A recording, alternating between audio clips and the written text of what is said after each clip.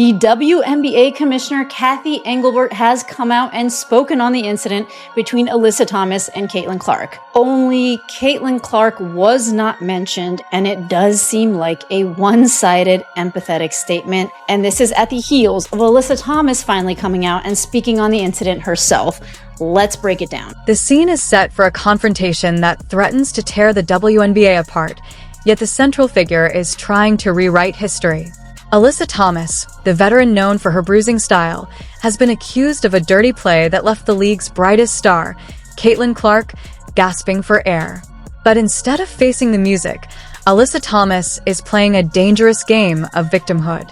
She is attempting to cast herself as the persecuted party, a move so bold and so wrong that it has ignited a firestorm across the basketball world. This is the story of a lie, a throat punch, and the ugly side of the game. When Caitlin Clark entered the league, she brought with her a spotlight brighter than anything the WNBA had ever seen. She came in with the weight of expectations, the scrutiny of millions, and a target on her back. For Alyssa Thomas, a player who has built a career on physicality and intimidation, Clark wasn't just a rookie. She was a threat. The tension simmered beneath the surface, a powder keg waiting for a spark. That spark came in the form of a reckless, dangerous play that saw a fist fly toward Caitlin Clark's throat. It was a moment of shocking aggression, a violent act that many believe was less about basketball and more about sending a message to the new queen of the league. And now, in the aftermath, Alyssa Thomas has emerged not to apologize or show remorse, but to cry foul for herself. The immediate fallout from the incident involving Alyssa Thomas and Caitlin Clark was swift and decisive. A suspension was handed down, a necessary action to punish the dangerous play. But for Alyssa Thomas, the punishment was just the beginning of her performance. Rather than accept the consequences of her actions against Caitlin Clark, she chose to deflect, to reframe the narrative. Something like that before? A couple years ago when we played Indy in the playoffs, same thing, but not to this extent. Our families are being threatened, kids are being threatened, people are sending racial slurs and all types of stuff. And, there's a difference between trolling and there's a difference between hatred. And the hatred that we're experiencing over a play that honestly was a complete accident. No one even knew it happened. It's just unfortunate. But yeah, the league has to do better in this instance. This is the core of the Alyssa Thomas nasty lie. She and her team are painted as innocent victims, their reputations unfairly tarnished by a single act. But the tape doesn't lie, and neither does history. For those who have followed Alyssa Thomas's career, her physical play has long been a subject of debate. Here, she denies being a thug, but the footage shows a different story, a veteran player using her size and power to enforce her will. Now, she suddenly wants to be the one who is victimized, citing death threats and racial slurs to elicit sympathy. We must pause here. The threats against Alyssa Thomas are absolutely unacceptable, and no player should face such hatred. However, using those threats as a shield to avoid criticism for the dangerous act against Caitlin Clark is pure manipulation. The severity of the online abuse does not erase the fact that Alyssa Thomas put her hand on Caitlin Clark's throat. One does not justify the other. It is a logical fallacy designed to silence critics and make Alyssa Thomas the martyr in a story where she is the aggressor.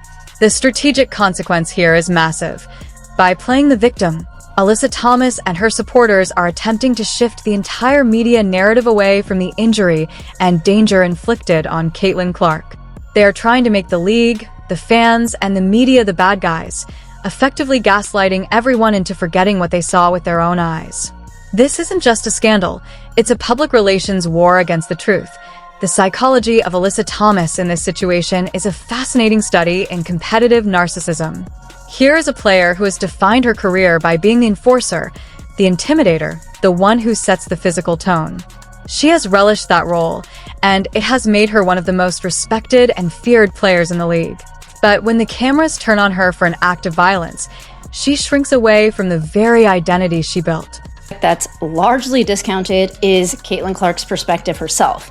or her own mental well-being. Since entering the league, she's faced relentless scrutiny, heightened expectations, and an unusually high style of defense. This season in particular, she has been the subject of numerous hit pieces, and many of the same types of reactions online that Alyssa Thomas is getting, I myself have seen towards Caitlin Clark. Some people saying that they wish her fist had pushed a little harder to just knock her out of the WNBA. And a lot of the discussion isn't by claiming she didn't know the play happened.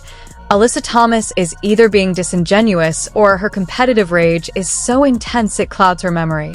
Either way, it's a convenient excuse. To protect herself, she says she is sick of the narrative. The phrase "we're being painted as thugs and there's death threats out on us" is designed to invoke a historical context of Black athletes being demonized. It is a powerful, manipulative tool, but it falls flat when used by the aggressor. This isn't a case of a Black player being unfairly targeted. This is a case of a player, Alyssa Thomas, being held accountable for a physical act against Caitlin Clark. By conflating her personal discipline with a history of systemic racism, she is exploiting a serious societal issue to protect her own image. It's a deflection that is not just disrespectful to the fans, but also to the real victims of such prejudices. She is publicly rationalizing a violent act by invoking the specter of hatred, hoping to shield herself from the very real conversation about her own on-court behavior. This is the hallmark of a player who is backed into a corner and will use any tool, no matter how inappropriate, to claw her way out. The financial and team chemistry implications of this scandal are profound. Caitlin Clark is the financial engine of the league. Her games sell out. Her merchandise flies off the shelves.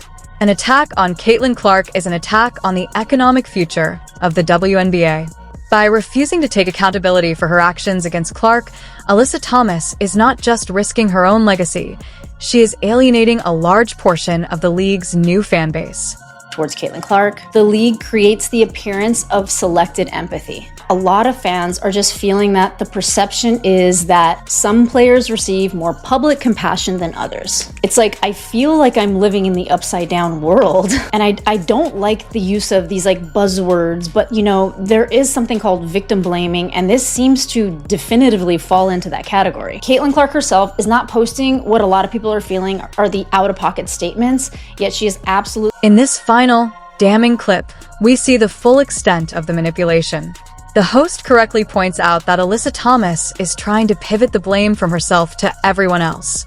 What about your part? He asks. This is the ultimate question. The climax of this whole saga isn't the throat punch itself, but this refusal to accept responsibility.